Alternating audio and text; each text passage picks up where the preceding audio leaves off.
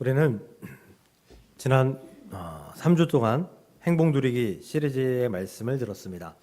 그래서 행복하기 위해서 회복해야 될 것 여러 가지가 있지만 그 중에 세 가지에 대해서 말씀을 들었는데요. 혹시 기억하십니까?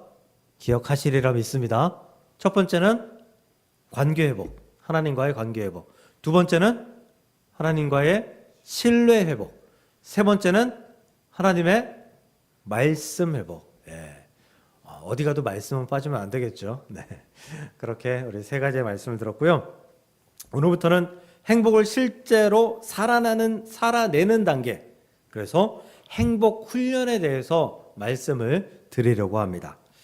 우리가 운동해야지 하는 것과 말하는 것과 실제로 운동화를 신고 밖으로 나가서 뛰는 것은 엄청난 차이가 있습니다. 그냥 뛰면 되지 뭐 해도 그 마음과 그 마음을 실천하는 이 사이는 엄청난 간격이 있다는 것을 우리는 알고 있습니다. 그래서 출렁이는 뱃살을 보면서 뛰어야지 했지만 마음만 있을 뿐 뛰지 않아서 운동하지 않아서 결국은 체중계 위에 올라갔다가 스트레스 받고 실망하는 자신을 발견하는 우리들을 쉽게 경험합니다. 행복도 마찬가지입니다.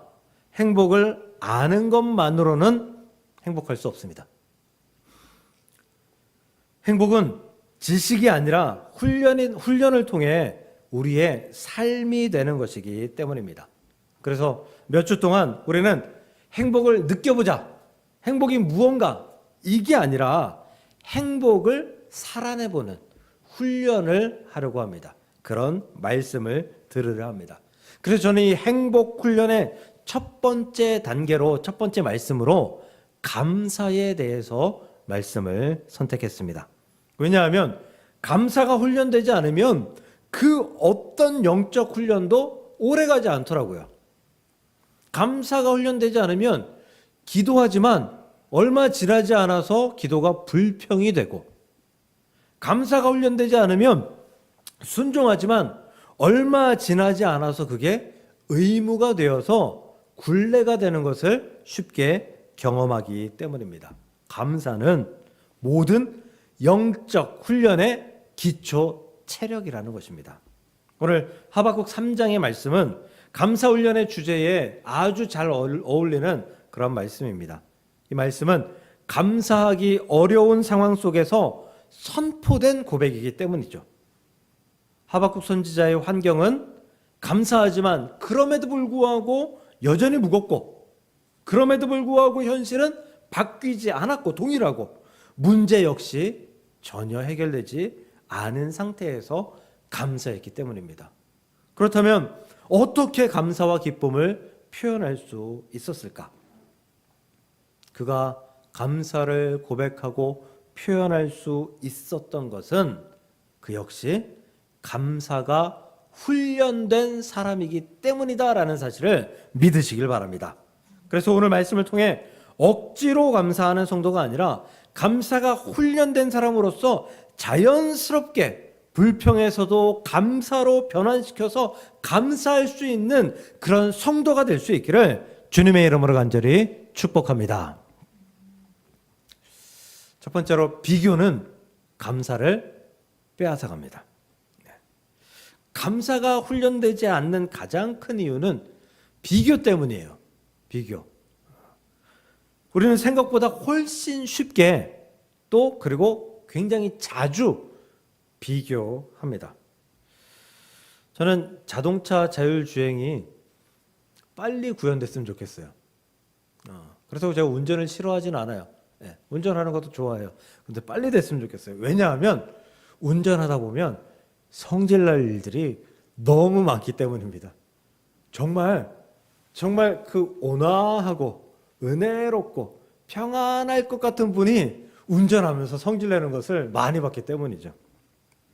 대학교 1학년 때 담임 목사님 차를 타고 수련회 답사를 갔다가 돌아오는 길이었어요. 승용차였는데요.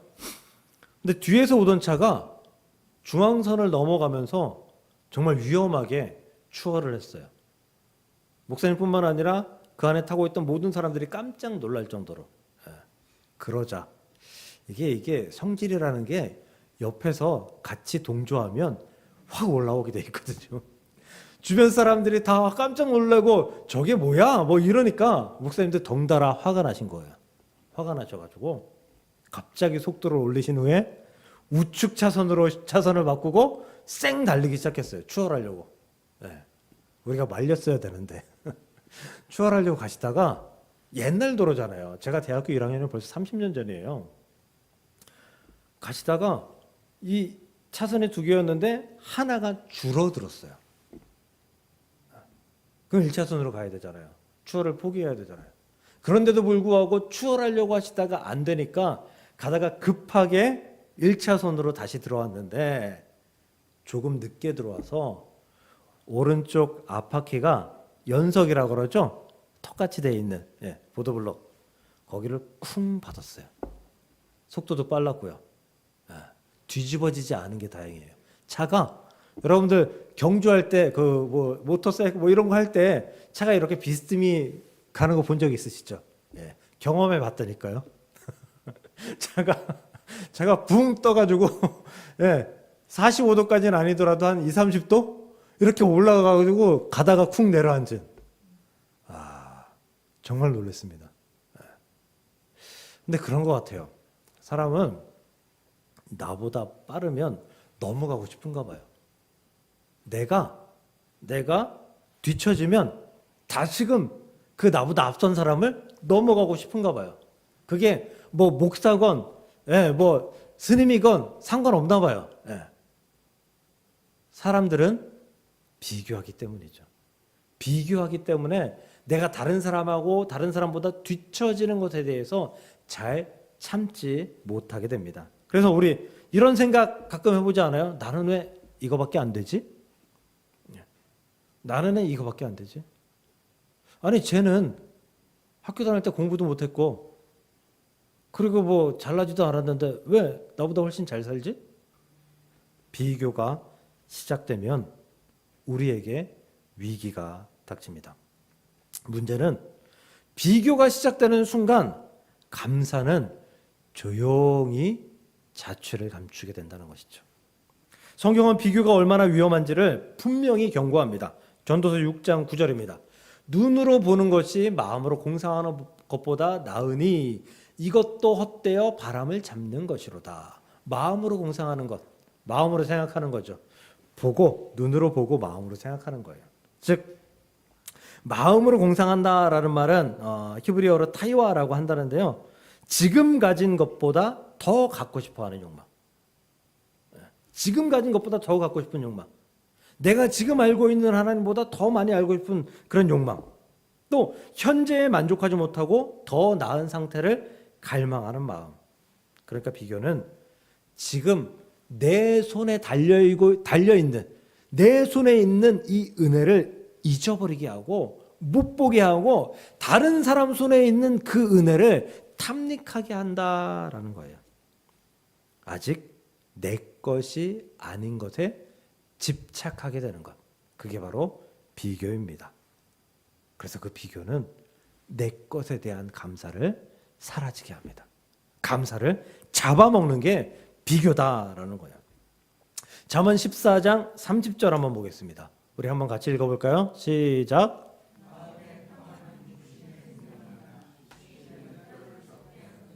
네, 성경에서 골다공증에 대해서 예언했습니다. 뼈를 썩게 한답니다. 네.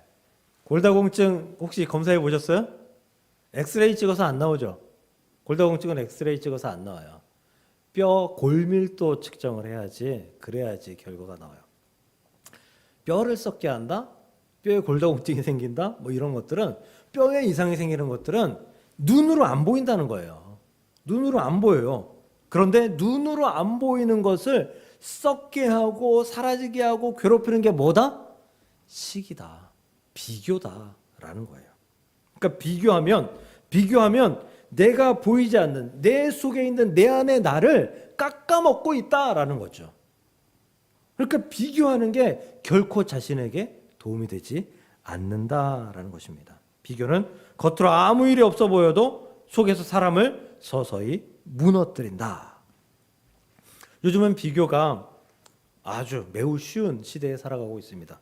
옛날엔 제일 무서운 사람이 누군지 아세요? 제일 무서운 사람? 망태 할아버지? 제일 무서운 사람이 옆집 아줌마야. 옆집 아줌마. 옛날에는 옆집 아줌마하고 친하게 지냈잖아요. 같이 반찬도 나눠 먹고.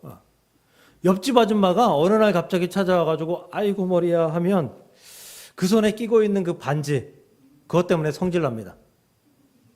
짜증나요. 막 답답하고요. 내 인생이 그 반지 하나 그거 뭐라고 그것 때문에 초라해집니다. 그땐 금값도 그렇게 안 비쌌잖아요. 지금처럼 이렇게 안 비쌌어요. 금 한 돈에 몇만 원 하지 않았다고요.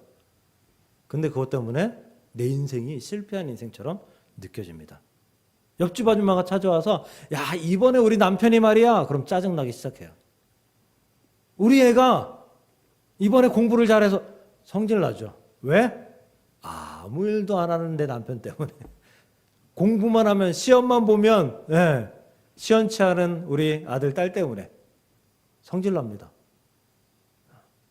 그래서 옛날에는 옆집 아줌마만 조심하면 됐어요. 옆집 아줌마만 피해 다니면 됐어요. 근데 지금은 안 그래요. 요놈의 SNS라는 게 생겨가지고 저는 그래서 SNS를 안 하는 거예요. SNS가 생겨가지고 이것만 펴면 휴대폰만 펴면 비교가 너무 쉽게 돼요. 그래서 학교 다닐 때 그렇게 공부 못했던 순자는 여행 가 있고 말자는 50평 아파트에 살아가고 있고 친절한 금자씨는 너나 잘하세요 하면서 나의 불행을 비판하는 것 같습니다. 그래서 SNS를 보면서 만족하는 사람들보다는 SNS를 보면서 비판하는, 비관하는 사람들이 훨씬 더 많다는 거죠. 비교는 그렇습니다. 비교와 감사는 절대 함께 할 수 없어요. 비교하면 슬퍼지는 거예요. 비교하면 우울감이 찾아오는 거예요. 비교하면 그 기뻐할 사람이 누가 있겠습니까? 제일 꼭대기에 있는 그 한 사람 외에는 다 비교해도 그 사람보다 모자란 거잖아요. 비교는 감사를 잡아먹습니다. 비교와 감사는 상극입니다. 만약에 지금 여러분의 삶에 감사가 부족하다, 아니 감사가 없다 라고 한다면 아마도 비교라는 그 병이 여러분들 가운데에 자리 잡고 있을 가능성이 높습니다. 그러므로 오늘부터 비교와의 전쟁을 선포하십시오. 절대 비교하지 마시고 비교에서 승리함으로 말미암아 감사하십시오. 이것이 바로 비교하지 않기 위해서 애쓰는 것이 바로 감사훈련의 첫 번째 단계라는 사실을 믿으시고 비교하지 않는 감사훈련하는 저와 여러분들 될 수 있기를 주님의 이름으로 간절히 축복합니다.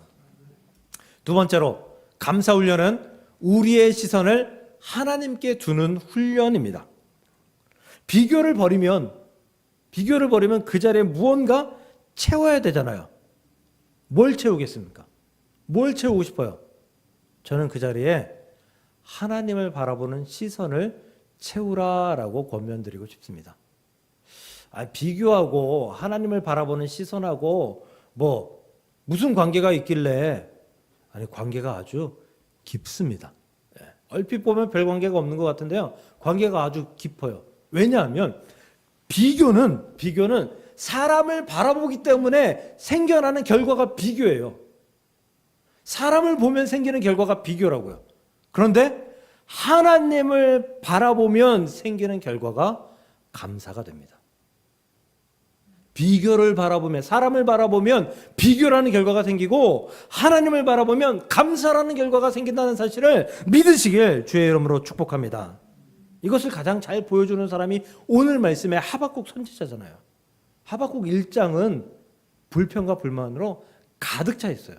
1장 4절 한번 볼까요?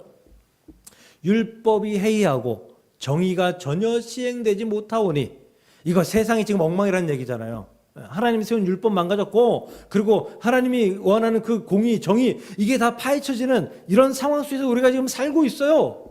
그런데 그 뭐 때문이냐? 그것은 악인이 의인을 애워쌌기 때문이다 라고 말하고 있는 거예요. 이게 지금 말씀이 율법이 해이하고 정의가 전혀 시행되지 못하오니 이는 악인의 의인을 애워쌌으므로 정의가 굽게 행하여 치미니이다. 아유, 너무 거룩하고요. 너무 점잖게 들리는데요. 제가 좀 경박하게 말씀드리면 하나님 세운 율법도 망가졌고 정의도 망가졌는데 이게 다 뭐 때문인 줄 아세요? 하나님께서 악인을 들어가지고 의인인 이스라엘을 치기 때문에 생긴 거 아니에요. 하나님이 지금 틀렸다고요. 하나님께 이렇게 지금 반박하고 있는 하박국 선지자의 그런 불평, 불만이에요. 여기서 악인은 아수르겠죠. 의인은 이스라엘입니다. 하나님 이스라엘이 아무리 잘못했다 그래도 그 중에 몇은 하나님을 온전히 섬기지 않겠습니까? 그런데 아수르는 하나님을 섬기는 자가 아예 없지 않습니까? 하나님 백성 단 하나도 없지 않습니까?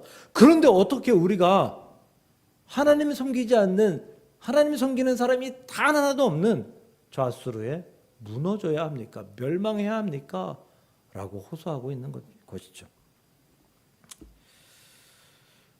혹시 이 말씀에서 감사를 찾을 수 있으십니까?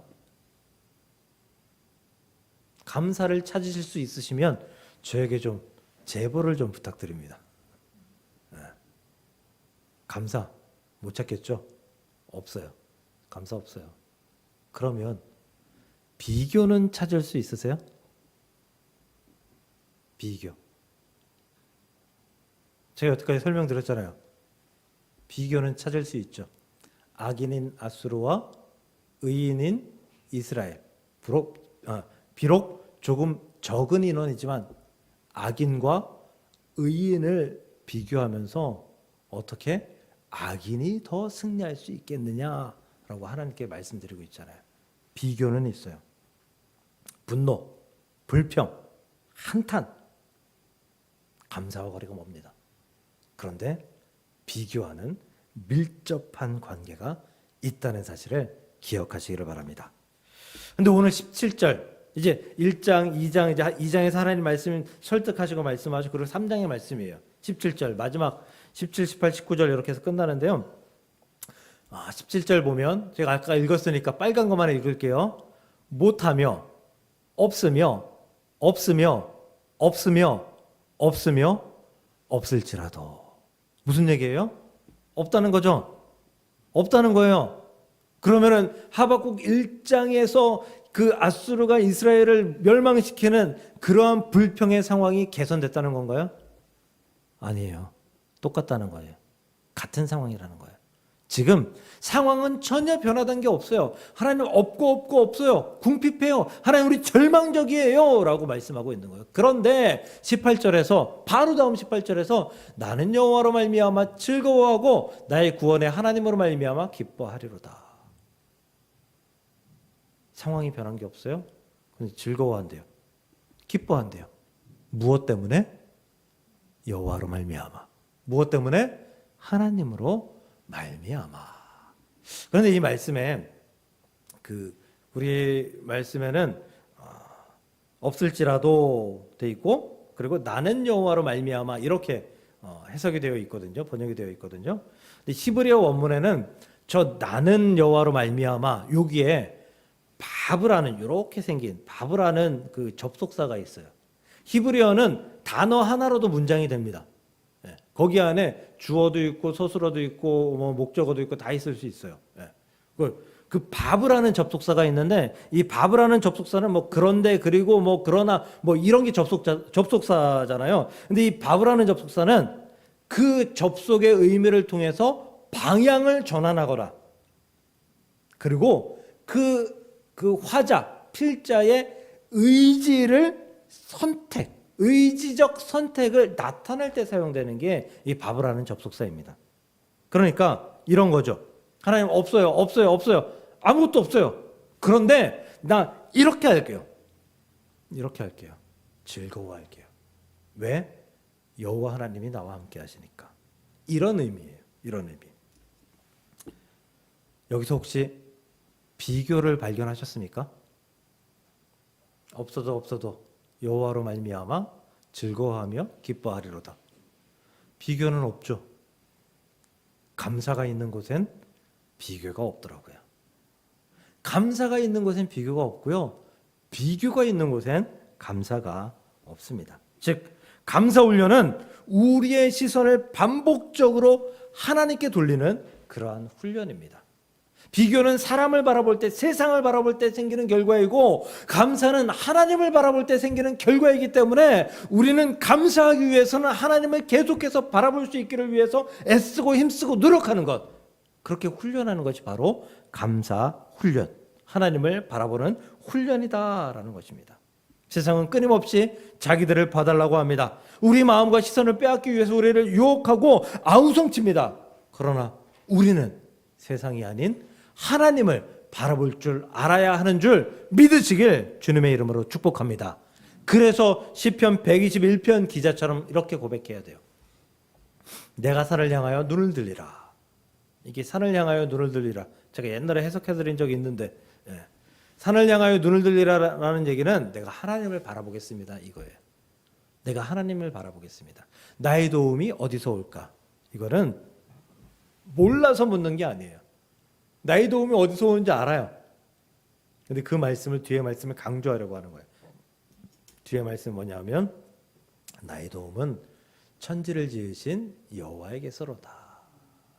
내가 하나님을 바라보고 있을 때 하나님께서 나를 도와주심을 내가 확신합니다 라는 고백이죠. 내가 하나님을 바라볼 때 하나님, 내가 감사할 일들이 생기는 것을 내가 알고 있습니다. 감사는 하나님을 바라볼 때 생기는 것인 줄 믿으시길 바랍니다. 고속도로에서 차가 막히는 이유, 첫 번째는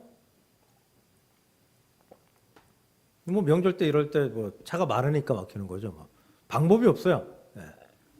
두 번째는 차가 안 많은데도 막히는, 사고 났을 때. 근데요, 고속도로는 이게 중앙이 이렇게 갈라져 있잖아요. 반대로 못 넘어가잖아요. 근데 반대 차선에 사고가 났는데 이쪽 차선이 막혀요. 맞아요. 구경하느라 막혀요. 구경하느라. 사람들한테 물어보면, 그거 구경한 게 아니라 걱정한 거예요 라고 하거든요. 걱정한 거라고? 웃기지 말아요. 걱정한다고 뭐 나아지나요? 구경한 거예요. 구경한 거예요. 그걸 구경하다가 뒤에 있는 차들이 빨리 못 가게 내가 막고 있는 거죠.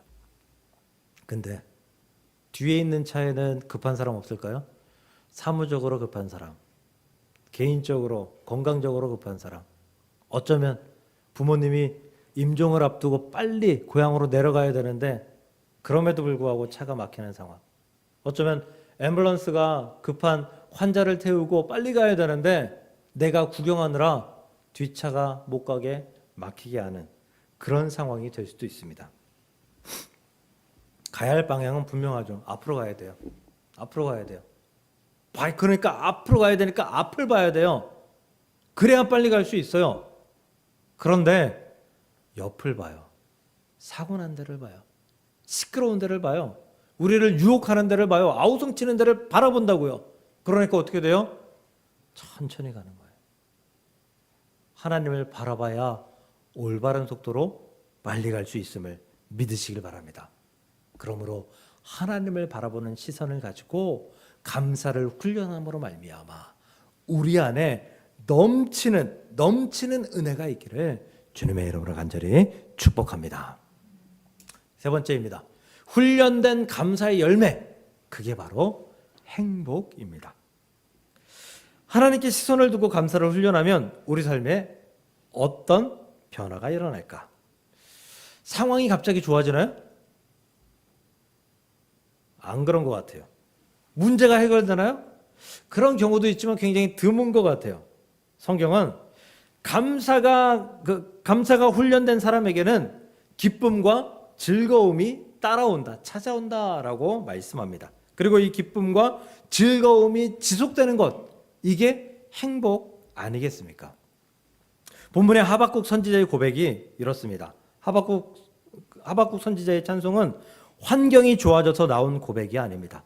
상황은 그대로이고 현실은 여전히 무겁습니다. 그럼에도 불구하고 즐거움을 고백했습니다. 이 고백은 하나님을 바라보는 감사가 훈련된 결과인 것이죠. 그래서 사도 바울이 데살로니가전서 5장에서 항상 기뻐하라, 쉬지 말고 기도하라, 그 다음에요 범사에 감사하라라고 말씀했던 거예요. 네. 그래야 항상 하나님을 바라보는 자가 감사할 수 있고 행복할 수 있기 때문인 것이죠. 시편 16편 기자도 같은 원리를 고백합니다. 주의 앞에는 충만한 기쁨이 있고 주의 오른쪽에는 영원한 즐거움이 있나이다. 기쁨의 결과, 즐거움의 결과를 우리가 누리기 위해선 어떻게 해야 된다고요? 그게 어디 있다고요? 주의 앞에 있대요. 주의 오른쪽에 있대요. 주님께 있다는 거잖아요. 그렇다면 그 즐거움과 기쁨을 누리기 위해선 어떻게 해야 된다는 거예요? 하나님을 바라봐야 된다. 그러나 하나님을 바라보는 이 감사의 훈련을 계속하다 보면 우리에게 무엇이 찾아온다는, 기쁨과 즐거움이 찾아온다는 그런 말씀을 하고 있는 것이죠. 운동을 전혀 하지 않던 사람이 어느 날 등산을 가면 불평이 나옵니다. 올라가다가 내려오는 사람 만나서 얼마나 남았어요? 자꾸 물어보게 되고요. 내려오는 사람들은 똑같이 얘기해요. 조금만 더 가면 돼요. 얼마 안 남았어요. 그런데 다 거짓말이에요. 아무리 올라가도 정상은 나타나지 않습니다. 그런데 산에 익숙한 사람들은 어떻습니까?